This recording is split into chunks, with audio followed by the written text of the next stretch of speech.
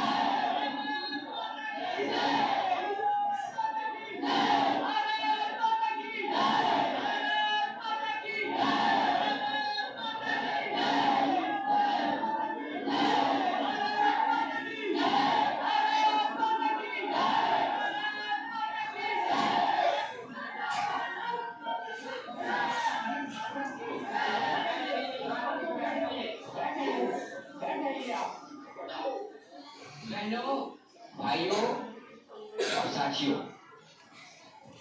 आप लोग जो ये भारत माता की जय के नारे लगा रहे हैं, ये अच्छी बात है।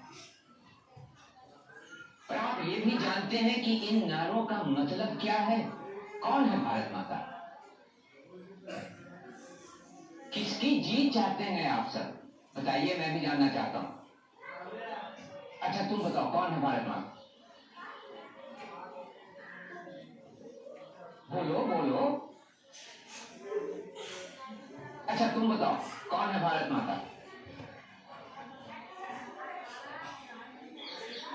आप लोगों को कम से कम इतना तो जानना ही चाहिए, किसकी जय?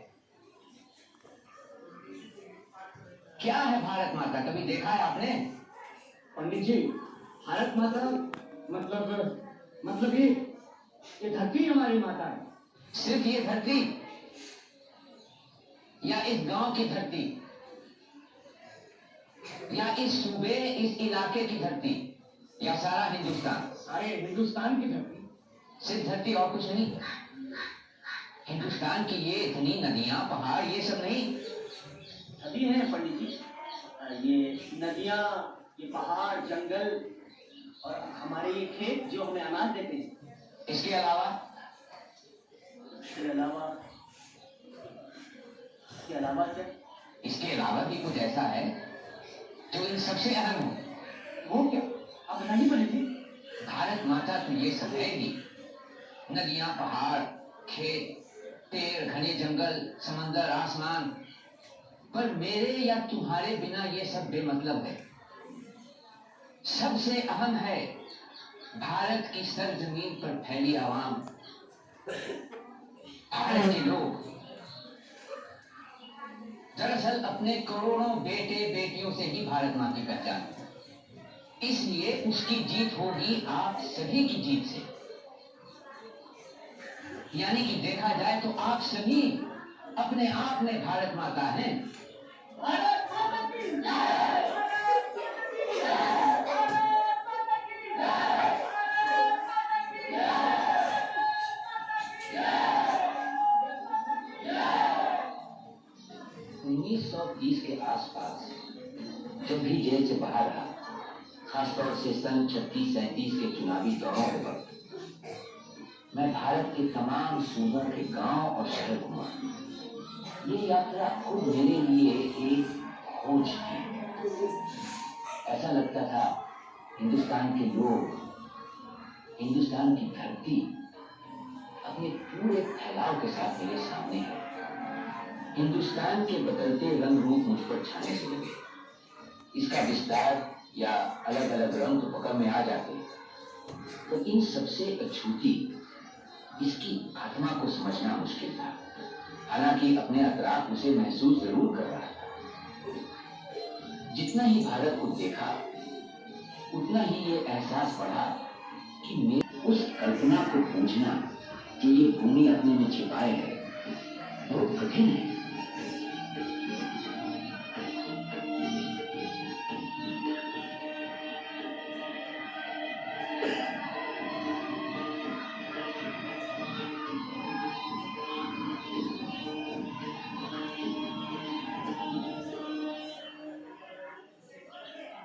कभी तो भारत मुझे एक ऐसे शिलालेख सा लगता जिस पर मुख्तलिफ ख्वाब और ख्याल की कहें एक पर एक जमी हुई हैं। फिर भी किसी बाद की लिखी तह ने पहले से लिखी भारत को न तो मुकम्मल तौर से मिटाया, न ही छिपाया। चाहे इनका गुमान भी न हो, फिर भी दिमाग के चेतन अचेतन हिस्सों में मौजूद सब रहता है, और इन्हीं सब ने मिलकर भारत के पेचीदा और भेद भरे वजूद को शक्ल दी है। हिंदुस्तान एक नक्शे और ज्योग्राफी को छोड़कर क्या है? माजी में क्या पहचान थी इसकी? उस समय क्या था जिसने इसे इतनी शक्ति दी? क्यों ये शक्ति खो सी गई? क्या अब भी कुछ बाकी है? आज भी वो रह गया है जिसे हम जानदार और अहम कह सकें, सिवाय इसके कि बड़ी तादाद में यहाँ लोग बसे हैं।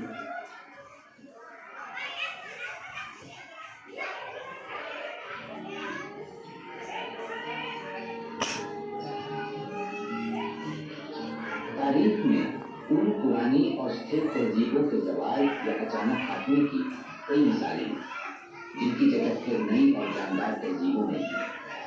क्या वो एक मार्मिक शक्ति है, एक अंदरूनी कुव्वत जो किसी तहजीब या कौम को जिंदा रखती है, जिसके बिना हर कोशिश बेकार सी लगती है, जैसे एक बूढ़ा जवान होने का स्वांग कर रहा है।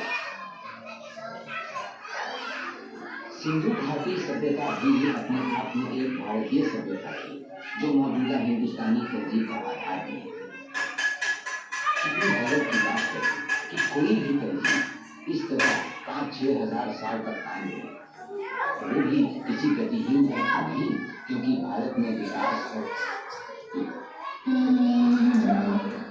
प्रभावित भी किया, मगर उसकी अपनी तहजीब की अलग ही पहचान है। क्या है इस पहचान का राज? कहां से आई हमें इतनी सकल?